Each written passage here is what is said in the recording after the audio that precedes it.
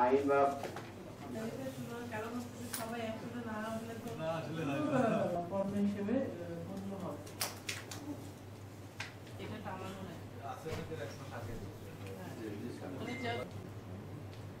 ধারা 38 বলা আছে মূলত বিশেষ করে বাচ্চারা দেখা যায় যেটা বিএসটিআই কর্তৃক অনুমোদিত হওয়ার কথা কারণ অনধিক 50,000 টাকা দণ্ড হতে পারে। শ্রমিকের দেখেন যে কোনো যদি কোনো পণ্য ওষুধ বা সেবা বিক্রয়ের প্রস্তাব করে বেকারিগুলোতে আমরা যেগুলো যে অভিযানগুলো করে থাকি বা মোবাইল যাই পণ্য উৎপাদন বা প্রক্রিয়াকরণ মানুষের জীবন বা স্বাস্থ্যের জন্য ক্ষতিকর হয় এমন পণ্য অনলাইনে আবেদন করছে বা মূল্য তালিকা প্রদর্শন ও সংরক্ষণ করা।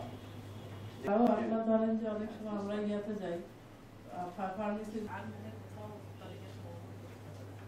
সেবা সেবাটা কিন্তু এটা কিন্তু জনগণ হবে উনি আমার কাছে সরবরাহ করতে তারপরে এই দুটাতে থাকবে বাকি কোনো অবদান হতে পারে।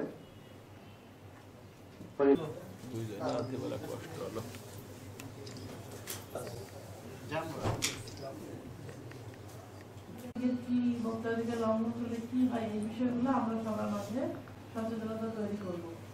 আমাদের দায়িত্ব কর্তব্য রয়েছে যে যাচাই বাছাই করে পণ্য সেবা করা এবং রসিদ গ্রহণ চার দেওয়ালের মধ্যে সীমাবদ্ধ না রেখে এটিকে গ্রামগঞ্জে ছড়িয়ে যাওয়া দিলে এবং মানুষের অধিকার। একজন ভদ্রলোক উনি বললেন যে আমাদের সচেতন হতে হবে গ্রামগঞ্জে আমাদের এই